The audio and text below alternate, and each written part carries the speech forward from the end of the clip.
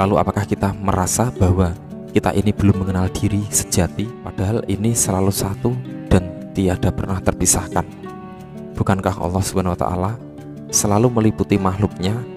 Lalu kenapa kita harus bingung untuk menemuinya? Seolah-olah diri ini dan Allah itu sangat jauh.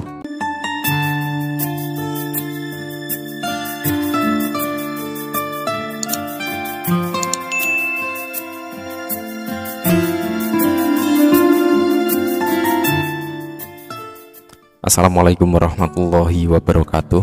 Bismillahirrahmanirrahim. Alhamdulillah, bertemu lagi dengan Syekh Jati Channel.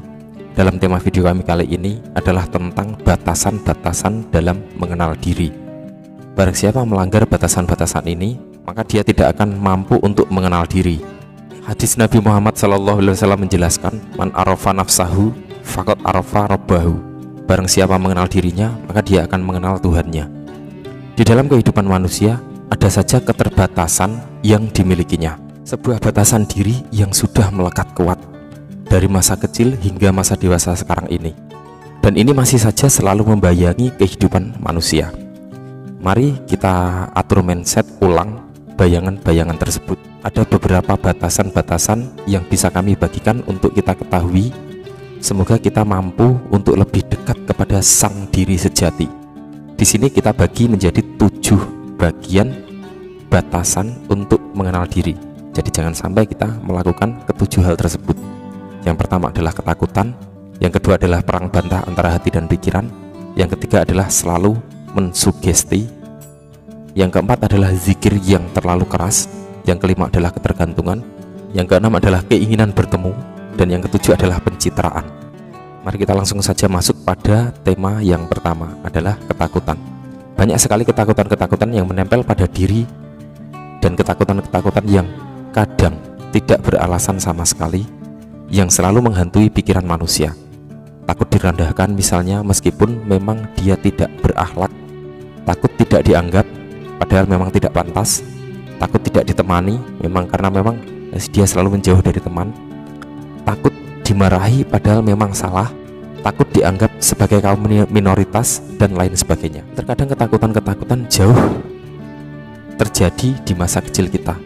Tapi anehnya, kenapa kita masih memposisikan ketakutan sebagai anak kecil pada masa dewasa sekarang ini, sehingga semua ketakutan-ketakutan melupakan kita kepada dasar-dasar dari kebenaran. Rasa takut itu sendiri memiliki banyak dampak yang sangat besar pada sifat manusia, seperti kebencian, amarah, dendam, fitnah, pengecut, dan masih banyak lagi. Allah SWT berfirman dalam surat Al-Maidah ayat 44, karena itu janganlah kamu takut kepada manusia, tetapi takutlah kalian kepadaku, dan janganlah kamu menukar ayat-ayatku dengan harga yang sedikit. Subhanallah, setan juga menakut-nakuti manusia untuk menghalangi mereka dari melaksanakan tauhid di muka bumi. Seperti firman Allah dalam surat Ali Imran ayat 175, sesungguhnya mereka itu tidak lain hanyalah setan yang menakut-nakuti kamu dengan kawan-kawannya, orang-orang musyrik Quraisy. Karena itu janganlah kamu takut kepada mereka, tetapi takutlah kepadaku jika kamu benar-benar orang yang beriman. Allah juga berfirman dalam surat Ar-Rahman ayat 46-48, orang yang takut kepada Allah maka mendapatkan 2 surga. Maka nikmat Rabb kamu yang manakah yang kamu dustakan? Kedua surga itu mempunyai pohon-pohon dan buah-buahan. Yang kedua adalah perang bantah antara hati dan pikiran. Para sahabat semua, keduanya, yakni hati dan pikiran, adalah anugerah dari Allah Subhanahu wa Ta'ala. Akan tetapi, ternyata tanpa kita sadari, keduanya seringkali terlihat tidak sinkron dan tidak sejalan. Dan bahkan sering ada perdebatan antara hati dan pikiran, dan itu terjadi dalam satu tubuh kita sendiri. Para sahabat semua, jika hal seperti ini selalu saja terjadi, maka akan sangat membatasi untuk dekat antara diri kita dengan Allah Subhanahu wa Ta'ala. Jika masih saja ada ketidakselarasan antara keduanya, maka yang ada hanyalah keraguan saja. Ingat, keraguan adalah salah satu keberhasilan setan dalam mengganggu anak manusia. Allah berfirman di dalam surat Al-Baqarah ayat 147, kebenaran itu adalah dari Rabb-mu. Sebab itu janganlah sekali-kali kamu, wahai Muhammad termasuk orang-orang yang ragu. Perbantahan antara hati dan pikiran adalah membuat beban yang sangat berat untuk mendekatkan diri kepada Allah Subhanahu wa taala.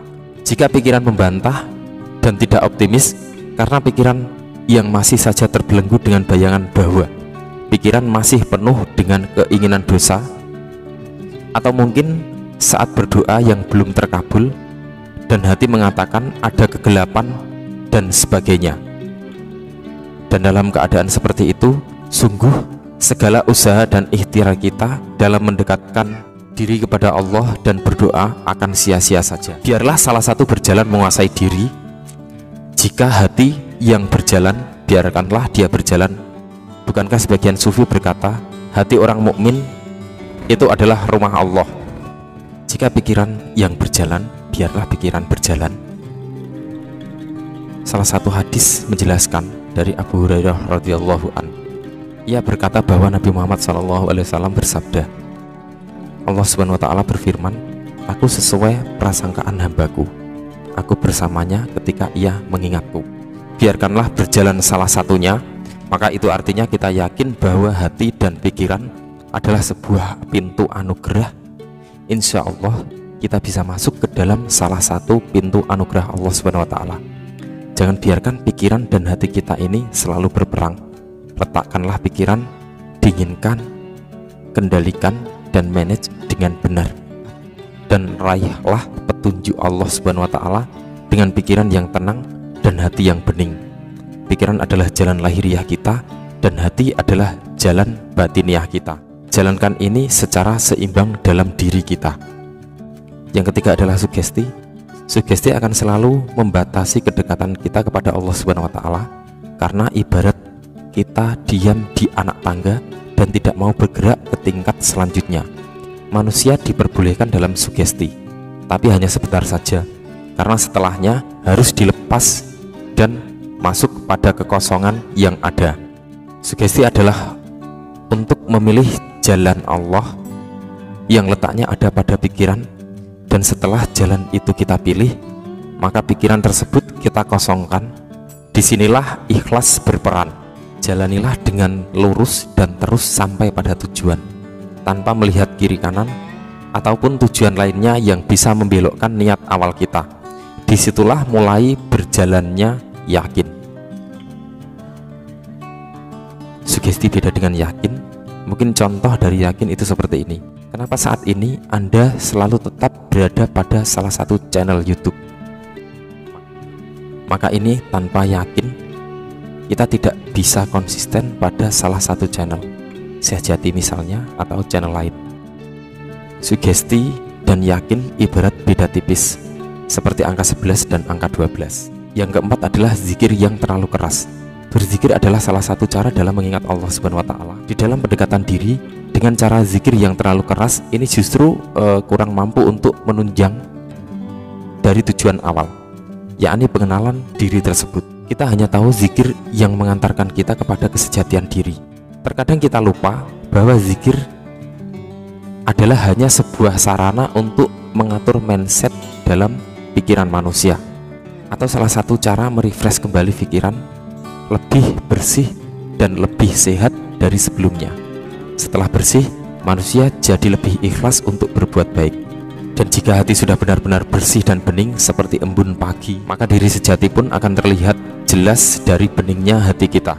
Dan untuk bertemu dengan diri sejati di sini sudah bukan lagi ranah dari amalan dan zikir, tetapi laku kemuliaan hidup yang diajarkan Rasulullah SAW.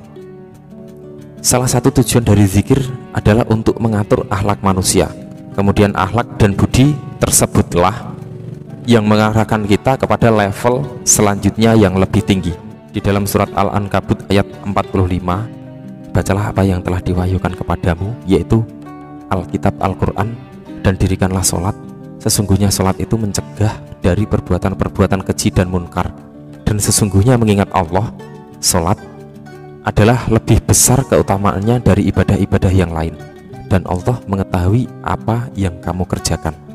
Dari ayat tersebut cukup jelas bahwa sesungguhnya tujuan dari sholat dan ibadah lain seperti zikir kepada Allah adalah untuk merubah perilaku menjadi lebih baik.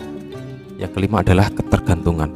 Menurut hukum tauhid, sebuah ketergantungan kepada orang atau kebendaan apapun yang diutamakan selain Allah adalah tidak baik, karena sebuah ketergantungan kepada segala wujud ciptaan tanpa sadar bisa menyebabkan pendewaan yang lebih dari adanya Tuhan. Firman Allah Subhanahu wa taala di dalam surat Al-Isra ayat 60, "Dan ingatlah ketika kami wahyukan kepadamu, sesungguhnya ilmu Tuhan meliputi segala manusia, dan kami tidak menjadikan mimpi yang telah kami perlihatkan kepadamu melainkan sebagai ujian bagi manusia, dan begitu pula pohon kayu yang terkutuk dalam Al-Quran. Dan kami menakut-nakuti mereka, tetapi yang demikian itu hanyalah menambah besar kedurhakaan mereka." Jika kita masuk dalam sebuah perenungan yang sangat dalam bahwa Allah Subhanahu wa taala meliputi segala makhluk ciptaannya, maka segala yang ada, yang dipandang, segala apa yang didengar adalah melalui Allah Subhanahu wa taala. Sebuah proses penghayatan mendapatkan cahaya hati yang merupakan anugerah dari Tuhan. Maka pengalaman tersebut akan berpengaruh kuat pada kehidupan manusia, terutama pada sifat-sifat Allah yang tercermin dan menjelma dalam perilaku hidup kita sehari-hari, sehingga sifat-sifat Allah, karakter Allah, kehendak Allah mampu tercermin dan menjadi akhlak dan perilaku manusia mulia. Jika semua sudah dalam satu pengkondisian, dan bukankah Allah meliputi segala sesuatu, kenapa ingin membuka gaib atau mata gaib? Bukankah ini kurang benar? Manusia yang sudah satu pandangan dengan pandangan Allah, kenapa malah berpikir ingin membuka mata batin? Yang keenam adalah keinginan bertemu diri.